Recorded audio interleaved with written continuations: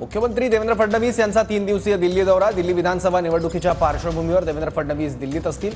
मुख्यमंत्री फडणवीस आज दुपारी दिल्लीसाठी रवाना होणार आहेत। दिल्ली विधानसभा निवडणुकीसाठी देवेंद्र फडणवीस हे भाजपचे स्टार प्रचारक आहेत।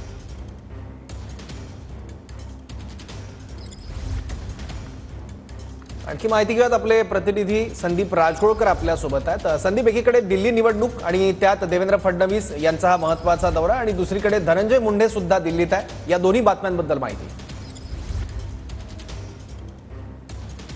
अगदी सौरभ, दिल्ली विधानसभा निवडणुकीसाठी येत्या 5 तारखेला मतदान होणार आहे आणि स्टार प्रचारक म्हणून मुख्यमंत्री देवेंद्र फडणवीस यांचं यादीमध्ये नाव आहे। त्यानुसार आज दुपारनंतर देवेंद्र फडणवीस हे दिल्लीत दाखल होतील। आज संध्याकाळी पहारगंज या भागामध्ये जे मराठी भाषिक आहेत त्यांच्या वतीनं नागरी सत्कार फडणवीस यांचा ठेवण्यात आलेला आहे। त्याचबरोबर जाहीर सभेचं देखील त्या ठिकाणी आयोजन करण्यात आलेलं आहे। दुसरीकडे कृषी मंत्री धनंजय मुंडे देखील राजधानी दिल्लीमध्ये पहाटे आज दाखल झालेले आहेत। त्यामुळे एक वेगळं महत्त्व आहे या दोन्ही नेत्यांच्या दिल्लीत असण्याला, कारण केंद्रीय वरिष्ठ नेतृत्व भेट घेतली जाते का याकडे संपूर्ण राज्याचं लक्ष असणार आहे।